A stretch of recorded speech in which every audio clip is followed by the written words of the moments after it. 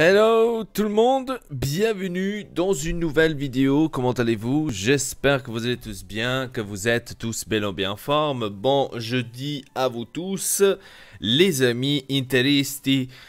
Et aujourd'hui, on va parler sur ces grosses nouveautés ou ces choses qui circulent en ce moment, ces derniers temps ici autour de l'Inter. Je vais essayer de vous donner aussi mon opinion par rapport à ça.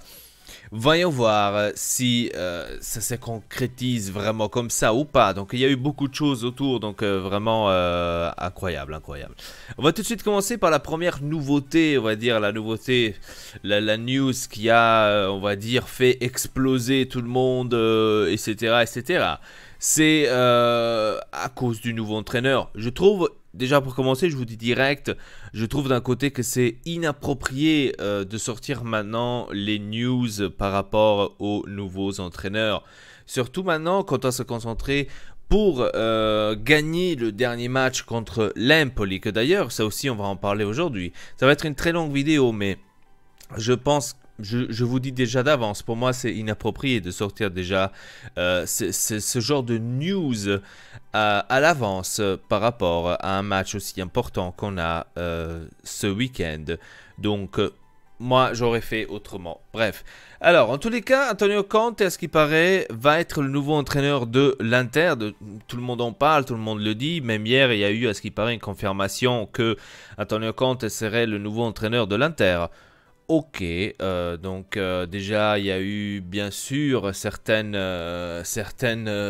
commentaires, on va dire, de la part des supporters, bien sûr, contre Conte. Ils sont pas contents parce que c'est un Juventino, parce que si, parce que là, donc ouais, donc on va dire que d'un côté, c'est un peu normal que les gens y pensent comme ça, d'un côté, parce que je trouve que avec le passé qu'il a eu, c'est un peu normal que les gens pensent un peu différemment, pensent un peu négativement par rapport à tout cela. La chose qu'il faut pas oublier, c'est qu'ils sont tous des professionnels. C'est-à-dire, qu'on a vu bel et bien avec Marotta, lui aussi il vient de la Juventus, etc., etc. Mais il est là maintenant à l'Inter, et qu'est-ce qu'il fait? Il fait de tout pour que l'Inter puisse tourner du bon sens ou du meilleur sens. Donc pourquoi? Parce que c'est un professionnel et il fait son job tout simplement. C'est pas parce que maintenant il vient de la Juventus qu'il ne devrait pas faire certaines choses ou qu'il ne devrait pas avoir certaines, on va dire, comment dire, paroles à dire ou quoi que ce soit. Donc je trouve que ça serait vraiment stupide à ce niveau-là. Antonio Conte, pour moi, c'est un très bon entraîneur. Très bon entraîneur, mais attention, très bon entraîneur dans le sens si l'équipe va aussi être renforcée, dans le sens que Suning, maintenant, va commencer aussi à dépenser de l'argent juste et pour des joueurs vraiment qui pourront amener l'Inter à faire ou à avoir quelque chose d'important dans les prochaines années. Je dis pas maintenant directement parce que j'ai déjà entendu ça aussi directement l'année prochaine. Parce que tout le monde dit ah ouais, Antonio Conte va arriver, donc l'année prochaine on va gagner le Scudetto. Che cazzo vuol dire? Ça veut rien dire du tout. C'est pas parce que maintenant Antonio Conte va venir l'année prochaine que directement il va y avoir le Scudetto, qu'on va le gagner parce que c'est Antonio Conte.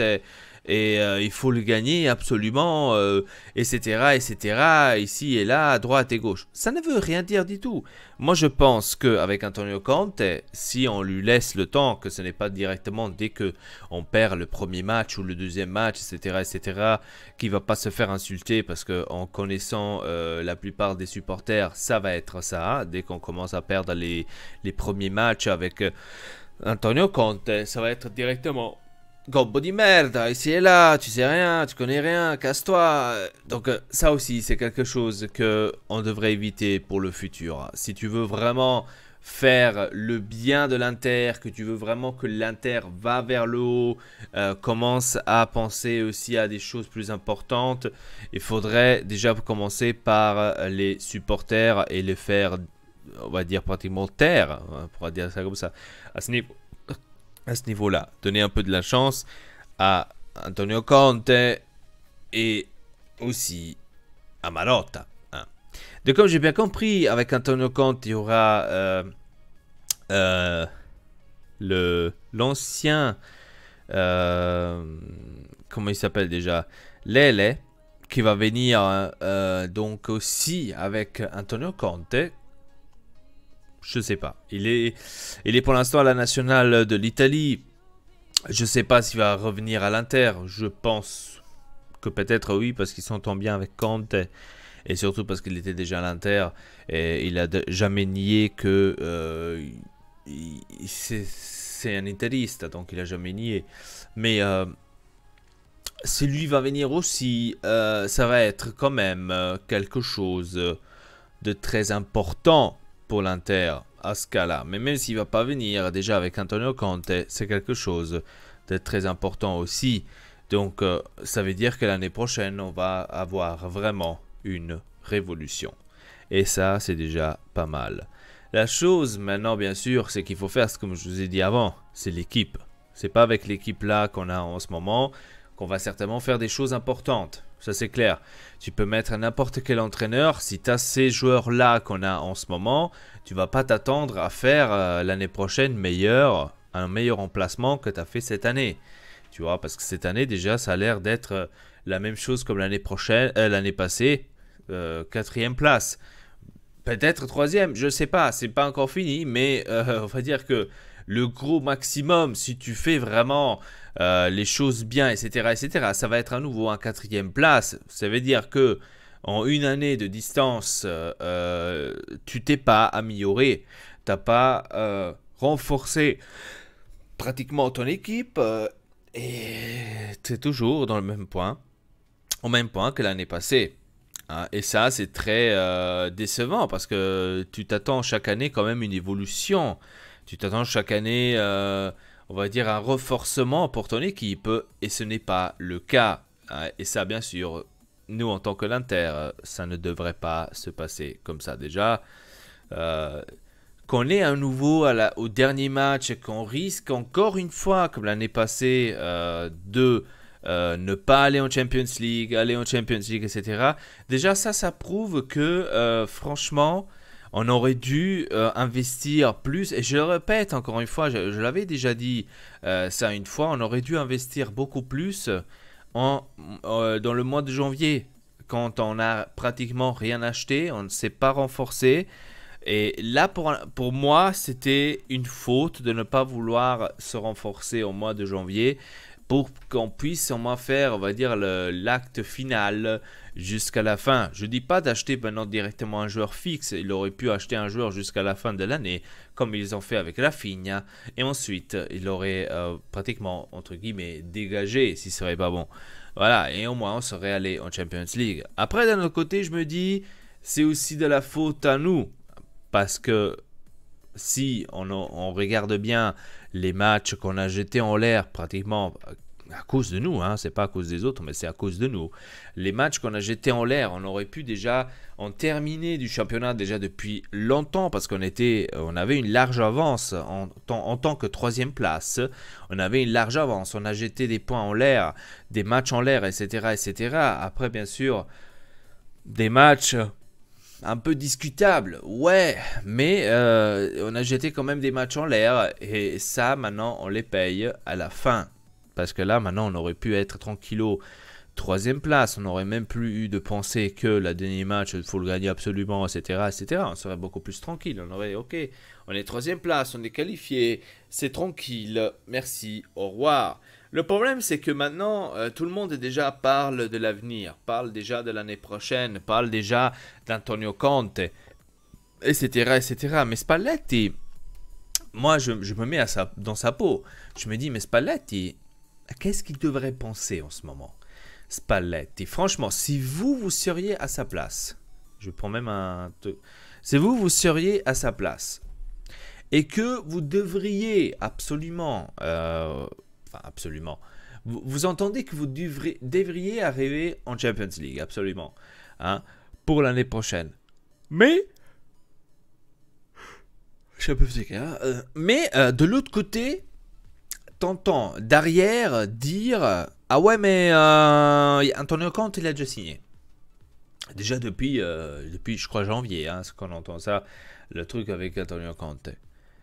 Franchement, je me mets dans la peau de Spalletti, moi ça ferait longtemps que j'aurais fait n'importe quoi. Tu vois ce que je veux dire? Donc je m'en battrais les couilles parce que je me serais dit, de toute façon vous allez me virer, de toute façon il y aura quelqu'un d'autre à ma place. Pourquoi est-ce que je devrais encore me faire chier à vous rendre service pour que je puisse vous régaler la Champions League et après je dois me dégager? Je vois pas l'intérêt. Donc vous, vous comprenez où est-ce que je veux arriver? C'est un peu normal quand qu'on pense comme ça, je dirais. Après, dites-moi dans les commentaires comment vous voyez la chose. Mais moi, personnellement, je la vois comme ça. Hein, parce que ça va être difficile. Bref, alors, prochain sujet, c'est par rapport à Mourinho. Alors, ça aussi, on a eu beaucoup de trucs que j'ai vus par rapport à Mourinho. Mourinho va à la Juventus. Mourinho vient de sortir de Torino des trucs légaux. Mourinho ici, Mourinho là.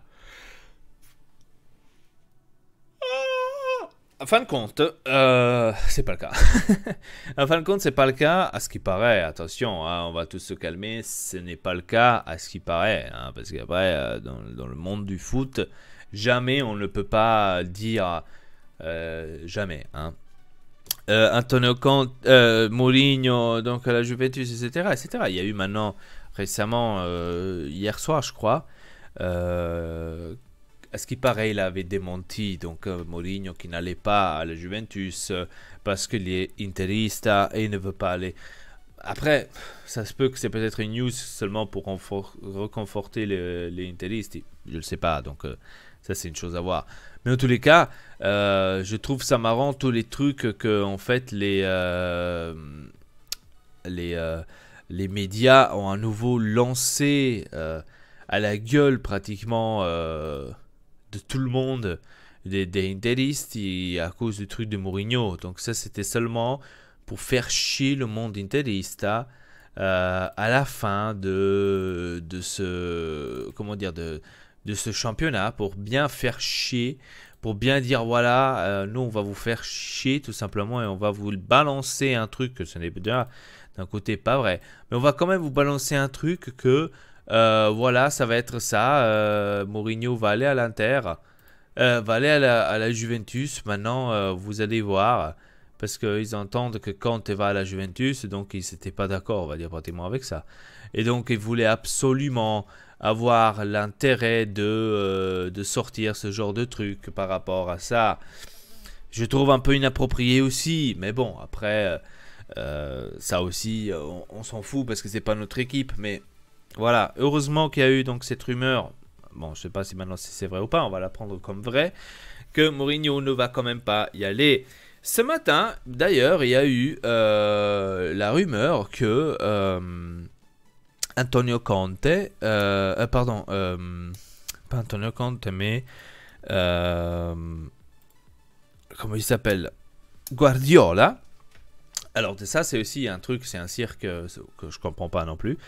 Guardiola, ce qui paraît, aurait signé à la Juventus pour les prochaines années. Donc ça aussi, c'est sorti, je crois, ce matin. Ok, Guardiola, c'est un bon entraîneur, sans doute. Je ne dis pas, le contraire, hein, en tous les cas. Mais est-ce que c'est vrai ou pas? Parce que d'un côté, on entend, ouais, il a démenti. Je reste à Manchester City, il a dit que la Juventus serait une grande équipe, mais je n'irai jamais l'entraîner. Jamais j'irai l'entraîner. Et maintenant, on entend, il a signé à la Juventus. Donc, pourquoi d'un côté... Pardon. Pourquoi d'un côté tu dis je vais jamais signer à la Juventus et d'un autre côté après il sort il a déjà signé à la Juventus. Donc je comprends pas si c'est maintenant les médias qui veulent vraiment nous casser les couilles à ce niveau-là ou c'est vraiment lui qui joue avec nous. Donc à un moment donné voilà, on va quand même se poser certaines questions hein, parce que là voilà hein, donc je ne comprends pas pourquoi, pour quelle raison, pourquoi est-ce que t'es comme ça mon gars. Donc ça c'est des trucs que j'arrive pas à piger. Bref, après, voilà, tout le monde peut faire ce qu'il veut. En tous les cas, j'ai même lu, ouais, mais maintenant la Juventus, pour les prochaines années, à nouveau, vont gagner le Scudetto. Les gars, si vous pensez au minimum, si vous pensez réellement que l'année prochaine, quelque chose va changer niveau championnat, ça va être très difficile. Je vous dis clair et net. Même si maintenant, je vous mets un exemple, l'Inter va commencer, parce qu'il n'y a plus le truc là, agreement là, machin, pour qu'on puisse acheter au mercato. Même s'il n'y a plus ça, d'accord? On n'a plus le agreement, machin chouette, et droite et gauche. On ne l'a plus. Ok, bel et bien. Mais le problème dans tout ça, c'est que est-ce que vraiment, déjà pour commencer, l'Inter va acheter autant? Parce que ça aussi, hein. Et si, même si l'Inter va acheter autant, etc., ça va être difficile de compéter avec, je vous dis clair et net, avec justement la Juventus. Parce que la Juventus, ils ont un projet vraiment d'un énorme futur à l'avance. C'est-à-dire qu'aucune équipe pour l'instant en Italie, je dois le dire clair et net, malheureusement c'est comme ça, a ce projet, on va dire, de tellement une avance comme la Juventus a en ce moment même en Italie. Donc, je sais pas, mais ne vous attendez pas que l'année prochaine, il va y avoir un autre gagnant du championnat. Ça, c'est clair. Et de toute façon, la Juventus est mise encore et encore sur cette fameuse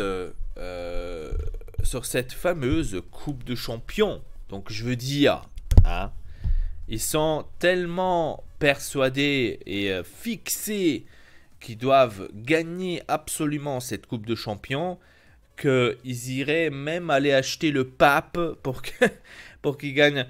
À mon avis, moi je vous ai, je crois, déjà dit ça dans une des vidéos. À mon avis, le jour ou l'année où la Juventus ne gagnera pas justement le championnat, ça va être l'année où ils vont gagner la Champions League. Parce que eux, ils ne vont jamais réussir à gagner le championnat avec la Champions League en même temps. Ils ne vont jamais réussir. Hein, parce que c'est impossible. C'est pas dans leur histoire. Tout simplement. Parce qu'ils sont fixés à ça, faire ce triplet. Parce qu'ils veulent copier l'Inter. Ils sont tellement fixés à ça que, à mon avis, c'est l'année où ils vont perdre le championnat. C'est l'année où ils vont gagner la Champions League. Pour moi, ça me va, parce que si tu gagnes la Champions League et tu perds le championnat, pour moi, ça me va. Tant que tu fais pas le triplet, tu peux gagner même ton truc, ce que tu veux, là, même la Coupe d'Italie, tu peux la gagner. On bat les couilles, tant que tu gagnes pas les trois, c'est pas mon problème, tu vois. Donc, tu peux le faire, à ce niveau-là. Voilà, donc moi, je vois les trucs comme ça. Après, je sais pas. On verra, hein, mais pour moi, c'est comme ça. Si tu gagnes pas le championnat, tu gagneras pas la Champions League. Enfin, si tu gagnes le championnat, tu gagnes pas la Champions League. Si tu gagnes la Champions League, tu gagneras pas le championnat. Moi, je vois le truc comme ça. Après, faites comme vous voulez. Voilà. Voilà, donc pour le match de ce week-end contre l'Empoli, inutile de vous dire qu'il faut gagner. Hein, donc, inutile de vous le dire. Et une autre chose, il faut pas avoir peur. Je veux dire, c'est comme si j'ai comme l'impression qu'on est en train d'assister ou qu'on va assister à un match qu'on va jouer contre Manchester City, j'ai comme l'impression. Comme tout le monde est en train de parler franchement sur ce match contre l'Empoli, on dirait qu'on est en train d'aller vers un match contre Manchester City, que c'est la finale de la Champions League. Franchement, ça fait peur, hein. Parce que d'avoir peur de l'Empoli, avoir peur de perdre contre l'Empoli, porca puttana, il faut le faire, hein. Ne pas avoir peur contre l'Empoli, on va gagner 4-0. Magari. On va gagner 4-0. Ne vous inquiétez pas. I nostri polli, ils vont nous faire gagner ce match. Après, bon, j'abuse un peu avec 4-0, mais voilà. Hein. Gagner, quand même, c'est... Hein. N'abusez pas. Hein. Enfin, je vais dire, déjà, contre le Naples, la chose qui m'a vraiment un peu choqué, c'est... pourquoi est-ce que personne a commencé à courir je sais pas.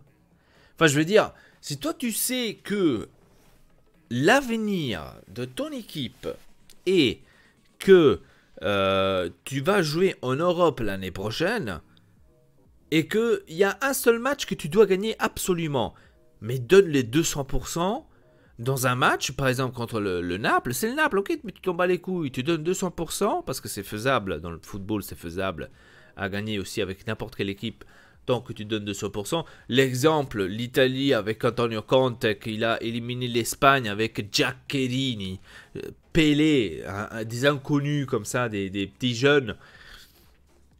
Zaza, donc si aujourd'hui tu devrais raconter ça à quelqu'un qui n'a pas vu le match là et qui n'a pas vu le truc là, il va te dire t'es en train de te foutre de ma gueule. Non mais franchement va voir les vidéos sur YouTube, je te jure que c'est... Donc tu vois ce que je...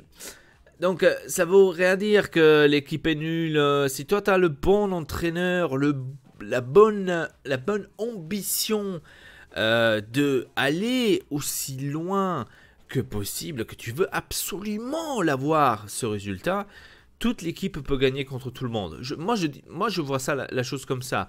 Et l'exemple, c'est qu'il me l'a donné, c'est justement l'Italie d'Antonio Conte, avec les joueurs, pratiquement, les joueurs de merde qu'on avait. Là, il faut être clair. On a réussi à faire un énorme exploit. Donc, retenez-vous ça, tu vois. Donc, contre le Naples, l'Inter, si on aurait vraiment cette envie d'aller en Champions League, on aurait déjà gagné depuis longtemps et on serait tranquille. Voilà, donc c'est ça ce que je dis. Après, je me dis aussi d'un côté, comme c'est avec Spalletti, c'est aussi avec les joueurs. Parce que, niveau joueur, on entend aussi Perisic, tu dois t'en aller, tu sers à rien. Candreva, tu dois t'en aller, tu sers à rien. Icardi, sei un cesso, tu dois t'en aller, tu sers à rien. Ambrosio, sei un cesso, tu dois t'en aller, tu sers à rien. Borca Valero, t'es trop vieux, qu'est-ce que tu fais encore sur le terrain? Gagliardini, sei una pipa di merda, che cazzo fai sul... Ça aussi. Etc, etc. Hein? Etc. Mais si, non, tu ne sers à rien, pourquoi t'es encore là? Les joueurs, je pense qu'ils entendent ça. Hein? C'est pas des robots qui n'entendront pas ça, qui s'éteignent, se rallument après. Oh, pardon, se rallument après, et c'est bon. Donc eux aussi ils entendent ça, donc à mon avis, ils vont se dire, vous faites les malins comme ça? Ah bah nous on va vous enculer la Champions League alors, si vous faites vraiment les malins comme ça. Faut faire attention à ces genres de trucs. Surtout cette semaine-là, je pense que la plupart ne soutient pas l'équipe comme il devrait, mais parle plutôt de Conte, parle plutôt de Lukaku qui va arriver et que Perisic va être à la place. Arrêtez avec ça. Soutenez l'équipe parce qu'on a un match important à jouer contre l'Empoli, pas contre Manchester City bien sûr, mais contre Empoli. Que d'ailleurs le stade va être plein, et ça c'est pas mal. Et concentrez-vous pour ça, et après vous pourriez parler du prochain entraîneur, de la prochaine truc, et ici et là. Ok. Oh pardon. Voilà. Donc sur ce, je vous dis merci beaucoup de regarder cette vidéo. Abonnez-vous à la chaîne Nortex et Elpa. Laissez un like.